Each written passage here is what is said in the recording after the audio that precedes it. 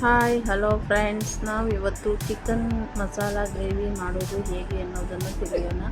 ಮೊದಲನೇದಾಗಿ 1 kg ಚಿಕನನ್ನು wash ಮಾಡಿ ಇಟ್ಕೊತಾ ಇದ್ದೀನಿ. ಅದಕ್ಕೆ ವಾಶ್ ಮಾಡೋಕ್ಕೆ ನಾನು ಸ್ವಲ್ಪ ಅರಿಶಿಣವನ್ನು ಸೇರಿಸಿ ವಾಶ್ ಮಾಡಿಕೊಂಡು ಕ್ಲೀನಾಗಿ ಇಟ್ಕೊತಾ ಇದ್ದೀನಿ.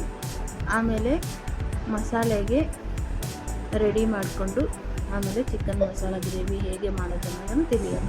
ಮೊದಲನೇದಾಗಿ ನಾನು ಒಂದು ಚಿಕ್ಕ ಇದರಲ್ಲಿ 1 ಟೊಮೊಟೊ, 1 ಈರುಳ್ಳಿ ಹಾಕ್ಬಿಟ್ಟು ಹುರ್ಕೊತಾ ಇದ್ದೀನಿ.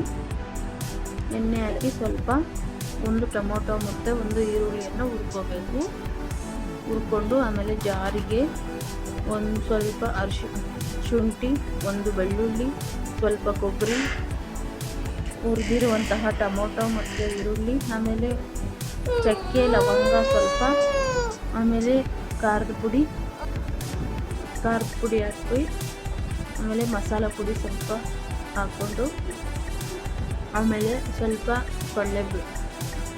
ಕಡಲೆ, ಆಮೇಲೆ ಸ್ವಲ್ಪ ಕೊತ್ತಂಬರಿ ಹಾಕಿ ಮಸಾಲೆಯನ್ನು ರೆಡಿ ಮಾಡಿಕೊಂಡಿದ್ದೀವಿ. ನಂತರ ಒಂದು ಕುಕ್ಕರಲ್ಲಿ ಈರುಳ್ಳಿ ಹಾಕಿ ಕರಿಬೇವು ಹಾಕಿ ಒಗ್ಗರಣೆ ಮಾಡಿಕೊಂಡು 1-2 ಮೆಣಸಿನ್ಕಾಯಿ ಹಾಕಿ ಅರ್ಧ ಟೊಮೊಟೊ ಹಾಕಿ ಹುರ್ಕೊಂಡು ಆಮೇಲೆ ವಾಶ್ ಮಾಡಿರುವಂತಹ ಚಿಕನನ್ನು ಸೇರಿಸ್ಕೊಳ್ತೀನಿ. ವಾಶ್ ಮಾಡಿರುವಂತಹ ಚಿಕನನ್ನು ಸೇರಿಸ್ಕೊಂಡು ಸ್ವಲ್ಪ ನೀರು ಬಿಡೋವರೆಗೂ ಹುರ್ಕೊಂಡು ಆಮೇಲೆ ರುಬ್ಬಿರುವಂತಹ ಮಸಾಲೆಯನ್ನು ಆ್ಯಡ್ ಮಾಡ್ಕೋಬೇಕು, ಸೇರಿಸ್ಕೊಂಡು ಆಮೇಲೆ ಲಾಸ್ಟಲ್ಲಿ ಸ್ವಲ್ಪ ಉಪ್ಪನ್ನು ಹಾಕಿ ಕಲಿಸ್ಕೋಬೇಕು. Chicken masala gravy ready. ತುಂಬ ಸೂಪರಾಗಿರುತ್ತೆ.